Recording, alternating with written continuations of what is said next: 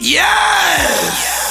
What's good, new Light Guardians and returning players? I am your host, 1LHD, and in this video we're going to touch base on ritual weapons. Over the course of this video, we'll discuss exactly what ritual weapons are, how to obtain them, as well as a brief review for each one. So without further ado, let's get it in. So let's go ahead and answer the question you came here for. What exactly is a ritual weapon? Ritual weapons are fully masterwork legendary weapons with fixed roles, meaning that the stats and perks on each of these weapons are always the same, in a very similar fashion as exotic weapons. Even though ritual weapons don't have their own unique perks, they do have a total of 4 different trait perks to choose from instead of the conventional 2 trait perks that other legendary weapons have. Ritual weapons are similar to the now retired concept known as Pinnacle Weapons in the sense that both Pinnacle and ritual weapons are fully masterwork legendary weapons with fixed roles. However, Pinnacle weapons have one exclusive perk that no other weapon can roll. I also put together a guide for all of Destiny 2's Pinnacle weapons, so if you haven't seen that one, I'll have a link provided in the description box. Now, I'm not sure if this is a trend that'll be continued for ritual weapons beyond season 8, but each of the 3 ritual weapons in Destiny 2's current season have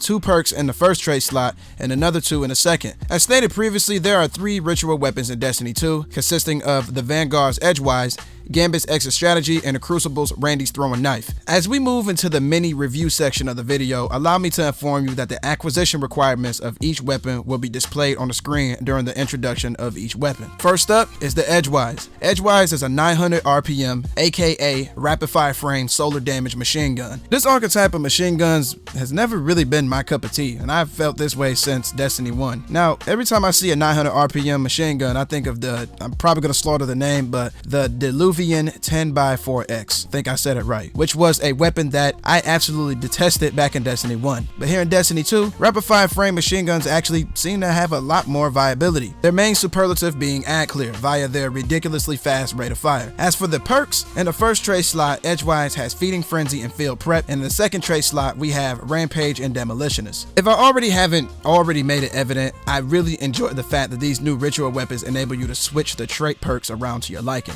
So while some people may like the faster reload speed of Feeding Frenzy after getting a kill, others may enjoy the fast reload speed and increased ammo reserves from Field Prep. Rampage increases the damage output of Edgewise after stacking kills, but Demolitionist will always ensure that you have a grenade, which won't be difficult if you're utilizing Edgewise as the ad clear tool that it was intended to be. Edgewise, being a solar damage weapon, serves as an excellent alternative to its arc and void damage brothers, 21% delirium and temporal claws. Next up, let's take a look at Gambit's Exit Strategy, a 900 RPM submachine gun in the kinetic slot. In Exit Strategy's first trait slot, we have Underdog and Danger Close, and in the second, we have Swashbuckler and Surrounded. I personally like Exit Strategy because it sits in the kinetic slot, which is where the majority of my favorite weapons in the game are. I've always felt that there's entirely too much going on in the energy slot, and it's good to know that the kinetic slot is getting some love. Exit Strategy's biggest turnoff is the fact that it doesn't have any of the perks that would make a god roll weapon, and in my opinion, that's not necessarily a bad thing if you think about it. Underdog is incredibly underwhelming in almost every aspect. Threat Detector is good, but a slept on perk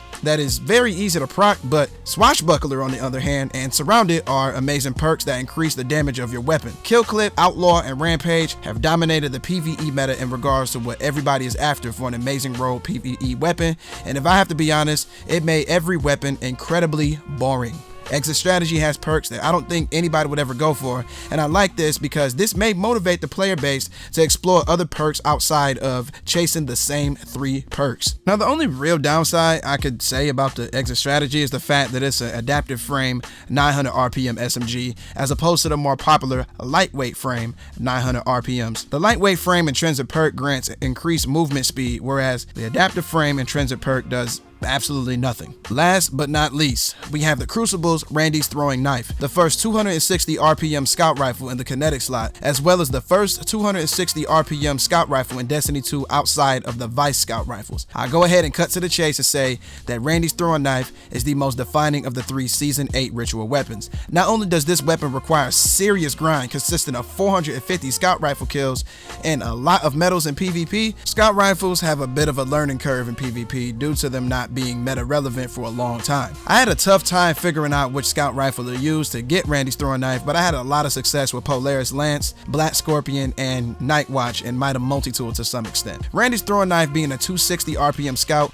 has the rapid fire frame intrinsic perk, which grants it fully automatic fire, which sets it apart from other scout rifles and grants it a big ease of use factor. Randy's throwing knife, having rapid hit as one of the perks in his first tray slot and kill clip in his second tray slot, enables this weapon to kill in 3 crits. And due to the fact that Black Scorpion is the only other 260 RPM scout in Destiny 2 capable of random rolls, I'd say that Randy's throwing knife is the superior weapon of the two. Although the moniker known as Pinnacle Weapons has been retired, out of the 3 ritual weapons in Season 8, Randy's throwing knife is the only one that I would consider to be a pinnacle weapon, despite the fact that it doesn't have a perk that's unique to itself. Now that we touch base on all 3 Season 8 ritual weapons, let's answer the question, that being, are any of these weapons worth the grind? Out of the 3 of these weapons, Randy's throwing knife is the only one you would really have to go out of your way for, since it'll require 450 scout rifle kills and what seems to be 1,000,000 medals in PvP. With all due seriousness, scout rifles haven't been relevant in PvP since the Great Depression, and even though scout rifles are very popular in the present day PvP, I can confirm that this is solely due to the fact that everybody is going for the Randy's throwing knife. Scouts weren't given any types of buffs in PvP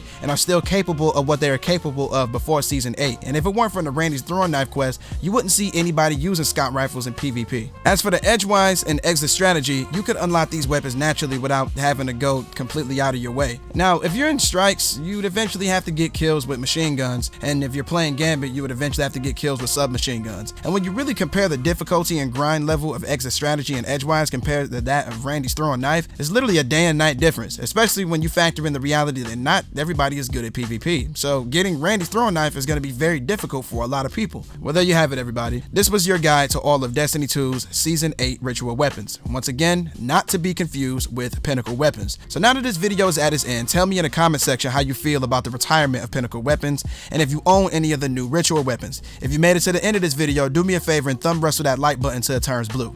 And if you're new to my neck of the woods, go ahead and subscribe to the channel and click the bell icon so you won't ever miss a video of the most elite gaming content. But with that being stated, 1LHD is over and out. Y'all take it easy.